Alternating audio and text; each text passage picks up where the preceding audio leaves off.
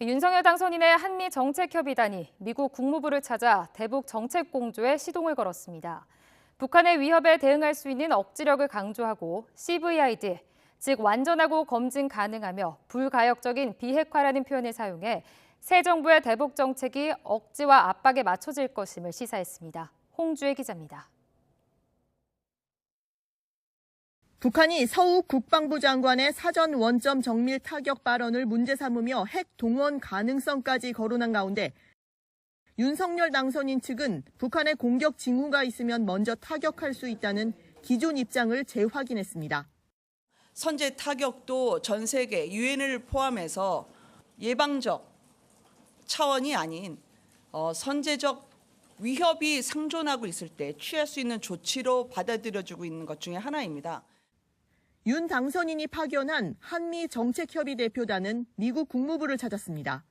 웬디 셔먼 부장관을 만나 한미 동맹을 포괄적 전략 동맹으로 격상하자는 당선인의 구상을 전달했습니다. 대표단은 특히 북한의 모라토리엄 파기로 한반도의 긴장감이 고조된 만큼 한미 공조가 어느 때보다 중요하다는 데 양측이 공감했다고 밝혔습니다. 한미 간의 확장 억제를 강화할 필요가 있고 지난 몇 년 동안에 제대로 역할을 못했던 확장 억제를 위한 협의체, 이것을 다시 재가동하는 것이 중요하다. 그런데 공감을 같이 했습니다. 지난 2018년 이후 가동이 잠정 중단된 고위급 확장 억제 전략 협의체를 재개하겠다는 뜻으로 풀이됩니다. 대표단은 또 북한 비핵화의 최종 목적은 CVID, 완전하고 검증 가능하며 불가역적인 비핵화라고 강조했습니다. 북한의 거부감이 커서 그간 한미가 잘 사용하지 않던 CVID란 표현을 다시 꺼내든 겁니다. 북한이 진정성 있는 비핵화 조치를 취하기 전엔 제재 완화는 불가능하다는 당선인의 의지가 반영된 것으로 보입니다.